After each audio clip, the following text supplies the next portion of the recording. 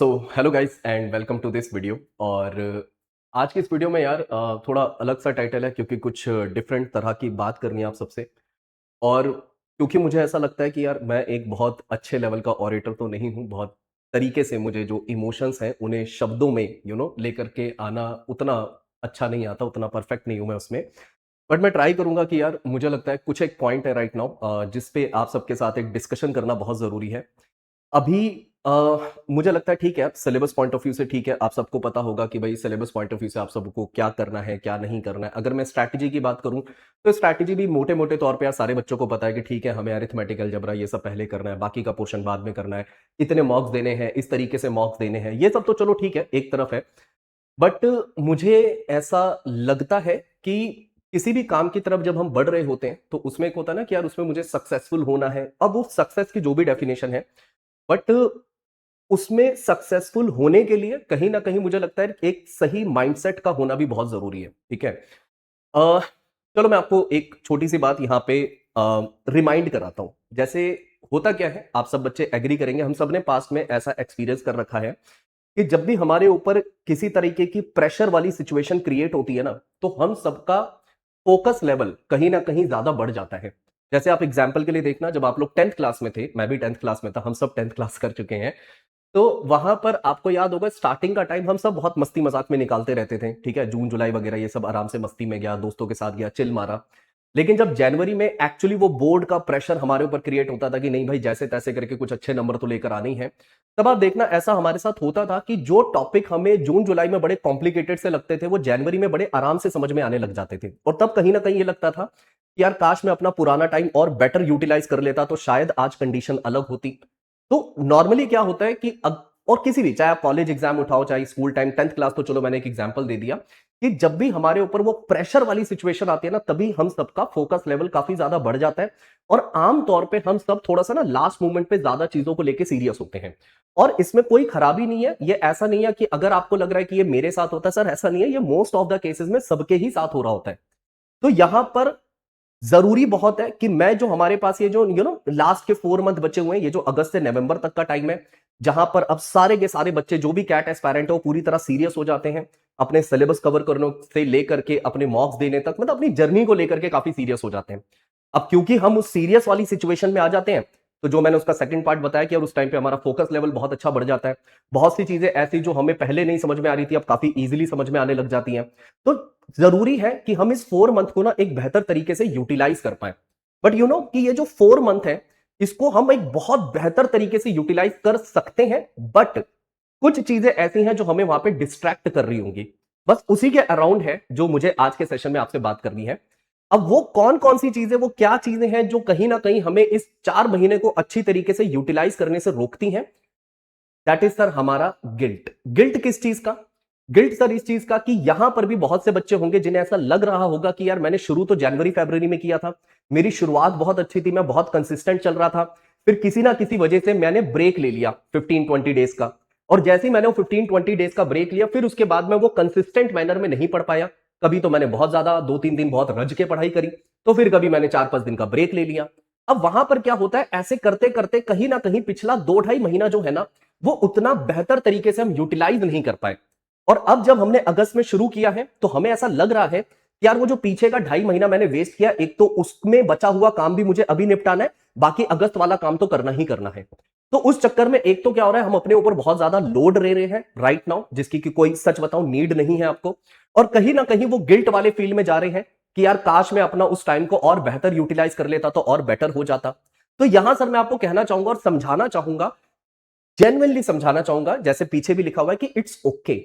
ये सबके साथ होता है, आप अकेले नहीं हो। बहुत रेयर बच्चा कोई होगा जो जनवरी से बिल्कुल कंसिस्टेंट मैनर में डेली का 5-6 घंटा रेगुलर पढ़ता आ रहा है।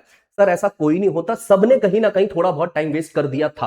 और मैं उसे टाइम वेस्ट भी नहीं कहूंगा, हो सकता है कोई जेन्युइन रीजन होगा जिसकी वजह से आपने नहीं किया। और टाइम वेस्ट इसलिए भी नहीं कहूंगा कि ठीक है यार उस टाइम पे उतनी सीरियसनेस नहीं होती है, तो कई बार हम लोग चीजों को टालना शुरू कर देते हैं। तो आप ये समझना, और मैं लिटरली अपने एक्सपीरियंस से बता रहा हूं कि नॉर्मली जो बच्चे हैं ना, वो लास्ट के 4-5 मंथ में ही एक्टिव होकर के पढ़ते हैं। बस उसमें से आप उस कैटेगरी ऑफ जनता में मत जाओ जो इस गिल्ट में ज्यादा रहते हैं कि यार मैंने अपना टाइम वेस्ट कर दिया। क्योंकि ऐसा होता है कि जब भी हम एक फ्लो में चल रहे होते हैं ना, तो बहुत एक अच्छी रिदम बन जाती है, बहुत तरीके से एकदम स्पीड में चीजें कवर हो रही होती हैं। लेकिन जैसे वो ब्रेक आने लग जाते हैं ना, फिर वो कहीं ना कहीं हम वापस उस रिदम में नहीं आ पा रहे होते हैं। आप में से बहुत से बच्चे ऐसे होंगे जो करंटली स्टार्ट वापस से उस तरीके से स्टार्ट नहीं कर पा रहे जिस तरीके से वो पहले 2-2.5 महीने पहले पढ़ रहे थे, उस रिदम में नहीं आ पा रहे हैं। तो यहां पे ना आप हो सके, अगर यहां से आना चाहते हो, इस टाइम को सही यूटिलाइज करना चाहते हो, तो इस चीज पे फोकस करो कि यार पिछला जो टाइम है उसको इग्नोर करो। बस कैसे भी करके कोई हल्का फुल्का सही स्टडी प्लान बना के ये कोशिश करो कि यार वापस से स्टार्ट किया जाए और कम से कम 10 to 15 डेज एक रेगुलर मैनर में पढ़ाई की जाए। क्योंकि जैसे आप रेगुलरली पढ़ने लग जाओगे, पढ़ने लग जाओगे, पढ़ने लग जाओगे, तब ये वाला जो है ना, वो जो गिल्ट सा दिमाग में बैठा वो धीरे धीरे करके ऑटोमेटिकली खत्म होगा और आप एक सॉल्यूशन ओरिएंटेड पर्सन बनते चले जाओगे।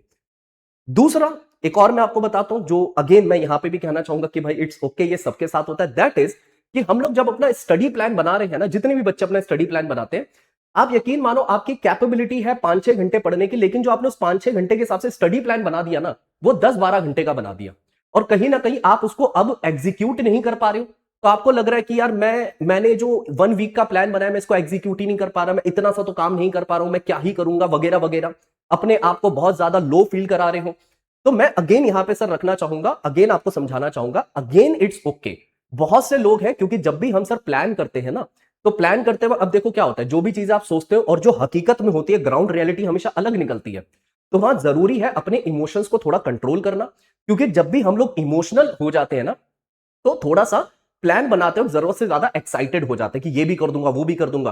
तो इसको आप समझना कि अगर हो सके तो अपना जो प्लान अभी आप बना रहे हो, क्योंकि जरूरी है राइट नाउ, जैसे कहते हैं ना सर, इस लाइन को ध्यान से सुनना और अपने दिमाग में अच्छे से उतार लेना कि sir consistency is more important than intensity. मतलब कहने का कि कभी तो आपने 2-3 दिन रज के एकदम 12-13 घंटे की पढ़ाई कर ली और उसके बाद आपने 3-4-5 दिन का ब्रेक ले लिया। तो इससे बेटर है कि आपके अंदर की जो कैपेबिलिटी है दैट इज 5 घंटा पढ़ पाने की, तो सर आप 5 घंटे का ही शेड्यूल बनाओ। वो जब आपको इंटरेस्ट आने लग जाएगा ना इस चीज में, जब चीजें आपको होते हुए दिखने लग जाएंगी, तब कहीं ना कहीं ऑटोमेटिकली जो आप 5 आवर्स पढ़ रहे थे वो ऑटोमेटिकली 6 और 7 में भी कन्वर्ट होने लग जाएगा। तो इट्स बेटर कि आप थोड़ा हाई, बहुत ही एक्सट्रीम लेवल का अपना स्टडी प्लान मत बनाओ। इस चीज का ध्यान रखो कि सर कोई ऐसा बहुत ऐसा नहीं है कि अगले ही हफ्ते कैट होने वाला है। एंड ट्रस्ट मी, 4 महीना बिल्कुल भी कम टाइम नहीं होता, अभी भी अच्छा खासा टाइम है हमें इस एग्जाम को क्रैक करने का। ठीक है, बस बेटर है कि जरूरत से ज्यादा घबराओ मत। ठीक है, जल्दबाजी में चीजों को पढ़ पढ़ के कि आप तेजी से फटाफट से चीजें कंप्लीट करते हैं, इन सब चीजों में मत जाओ। तरीके से, शांति से, मैंने अभी इससे पहले एक स्ट्रैटेजी वीडियो भी डाली थी, उसमें भी मैंने पूरी एक स्ट्रैटेजी बताई, उसको तरीके से एग्जीक्यूट करो और जितना कर सकते हो उस अराउंड ही चीजों को प्लान करो ताकि हम एग्जीक्यूट कर पाए। हम बिना मतलब इस गिल्ट वाली ट्रिप पे ना रहे, क्योंकि यकीन मानो इस ट्रिप पे जब इंसान निकलता है उसकी प्रोडक्टिविटी लेवल बहुत एक्सट्रीम लेवल पे किल होती चली जाती है। क्योंकि जब हम एक बुरे, अपने आप को थोड़ा लो एंगल पे सोचने लगते हैं ना, तो कहीं का कहीं पहुंच जाते हैं।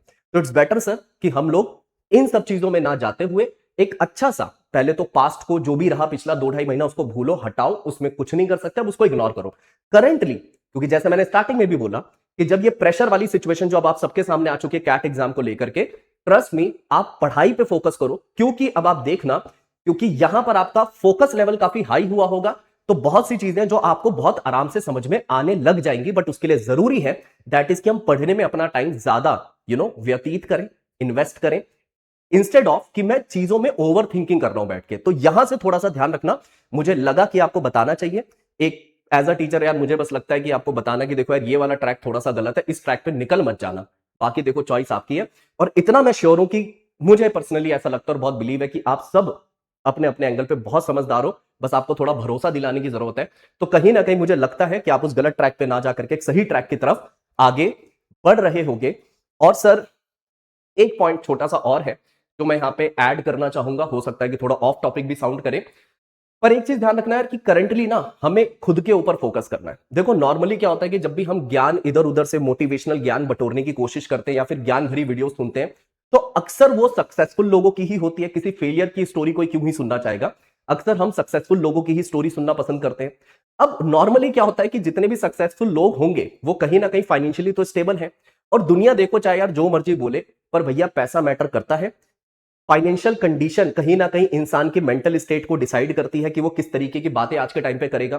तो जिन लोगों को अभी आप सुनेंगे वो कहीं ना कहीं इस तरीके का ज्ञान देते हो बहुत मिलेंगे कि भैया ये काम वाम या फिर किसी एग्जाम की आप तैयारी कर रहे हो, किसी काम में आप फोकस्ड हो, तो ये मैटर नहीं करता, लाइफ में चिल मारो, परिवार के साथ टाइम, दोस्तों के साथ टाइम बिताओ, यही सब कुछ है।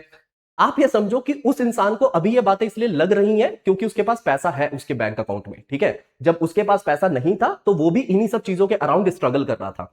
अभी हम में से बहुत से लोग हैं जो फाइनेंशियली फ्यूचर में खुद को स्टेबल करना चाहते हैं, जिसके लिए कहीं ना कहीं हम कैट एग्जाम की तरफ जा रहे हैं। तो सर इसी को करंटली हमें सीरियस लेना है, मतलब इस चीज को समझना है कि एक जो सही आर्टिस्ट है ना, वो किसी भी तरह के इमोशंस को बेच सकता है। अगर एक इम्तियाज अली टाइप का डायरेक्टर एक ऐसी मूवी बना दे जिसका मैसेज ये होगा कि भाई 21-22 की एज में हो, मस्ती मारो, आगे चल के लाइफ बहुत कॉम्प्लिकेटेड है, चिल मारो, दोस्तों के साथ यहां जाओ घूमने वहां जाओ घूमने, इस तरह की मूवी बनानी है तो बहुत परफेक्ट मूवी बना देंगे। और कहीं ना कहीं लोगों को विश्वास भी दिला देंगे कि 21-22 की एज में मस्ती करनी होती है, मजे करने होते हैं, बाकी सब बात की बात है। वहीं इम्तियाज अली को अगर ये टॉपिक दे दिया जाए कि भाई इस चीज पे मूवी बनाओ कि 21-22 की एज में रज के मेहनत करनी है, एक्सट्रीम लेवल की मेहनत करनी है ताकि आगे की लाइफ सेट हो जाए, तो वो ये वाला इमोशन भी लोगों तक बहुत अच्छे से पहुंचा देंगे। तो यहां पे आप दुनियादारी में मत पड़ो, ठीक है। जितनी भी इमोशनल चीजें हैं वो डिपेंड करता है कौन सा आर्टिस्ट इसके अराउंड बात कर रहा है, वो बहुत आराम से उस इमोशन को बेच देगा। उसको आप छोड़ो, आप करंटली खुद पे फोकस करो कि करंटली आपकी क्या स्टेज है, आपके लिए एग्जाम कितना मैटर करता है, उसके अराउंड ही चीजों को प्लान करो और एग्जीक्यूट करने पे फोकस करो। क्योंकि तब जो मोटिवेशन आपको आएगा सेल्फ एनालिसिस करके, वो एक्चुअली एक्सट्रीम लेवल का होगा, इंस्टेड ऑफ इधर उधर दुनिया की बातें सुन करके जो मोटिवेशन आ रहा है वो बहुत शॉर्ट टर्म का है। तो इट्स बेटर सर कि हम सब लोग अपनी जो नीड है राइट नाउ उस पर फोकस करेंगे और उसके ऊपर काम करेंगे और ट्राई करेंगे कि हम लोग ओवर थिंकिंग में ना जाए। तो सम अप करके सर कुल मिला के मैं बस ये समझाना चाहूंगा कि ये जो आने वाले 4 मंथ है इसको हमें एक बहुत बेहतर लेवल पे यूटिलाइज करना है, क्योंकि यहां पर हम इसको एक बहुत बेहतर लेवल पे यूटिलाइज कर सकते हैं। रीजन मैं बता चुका हूं, प्रेशर सिचुएशन है, फोकस हाई लेवल पे जाएगा, चीजें बहुत आराम से समझ में आएंगी। हमें पुराना जो हमारा टाइम गया उसको सोच करके गिल्ट में नहीं आना है कि मैं उसको और बेहतर यूटिलाइज कर सकता था। दूसरा, जो आप प्लान बना रहे हैं अपना, उसको बहुत ज्यादा कॉम्प्लिकेटेड मत बनाओ, जरूरत से ज्यादा बड़ा मत बनाओ, ऐसा बनाओ कि जिसको आप एग्जीक्यूट कर पाओ। क्योंकि जब आप अपने प्लान को एग्जीक्यूट कर पाओगे तब आपका कॉन्फिडेंस लेवल अच्छे लेवल पे इंप्रूव करेगा और तब आप 5 की बजाय सर 8-9 घंटा भी पढ़ाई कर लोगे। सच बता रहा हूं, देख लेना। ऐसा भी होगा कि रात को नींद नहीं आ रही है तो सोचोगे छोड़ यार, उठाओगे अपना फोन, कोई क्वांट के असाइनमेंट्स वगैरह को इस जस्ट अपने माइंड में सॉल्व करने लग जाओगे, या अगर लाइट जलाने का ऑप्शन है तो लाइट ऑन करके वापस से कोई क्वांट का क्वेश्चन हो गया, कोई एलआरडीए का सेट हो गया, वो सॉल्व करने लग जाओगे। ऐसी सिचुएशन में आप फोर श्योर आओगे अगर तो आप पूरी तरह पढ़ने में खुद को बिजी कर लो एंड प्लान एक्सट्रीम लेवल का ना बनाओ, ठीक है। इतना बनाओ जितना एग्जीक्यूट कर सकते हो इनिशियल लेवल पे, ठीक है।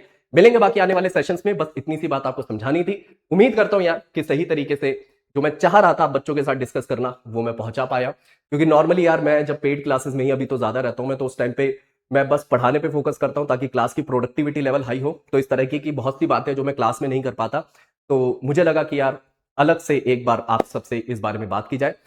बाकी जैसा मैंने हर बार बोला है कि यार इस एज पे आप लोग इस कैट जैसे एग्जाम को टारगेट कर रहे हो, मतलब कुछ सीरियस करना चाह रहे हो, तो ऑलरेडी आप लोग बहुत समझदार हो, अच्छे हो। तो बस अपने ऊपर थोड़ा भरोसा करते हुए आगे के 4 मंथ को भी एक बेहतर तरीके से यूटिलाइज करना और जो भी चाहते हो वो हासिल करना, ठीक है। मिलेंगे आने वाले सेशन में। Till then take care, bye bye, ध्यान रखिए अपना।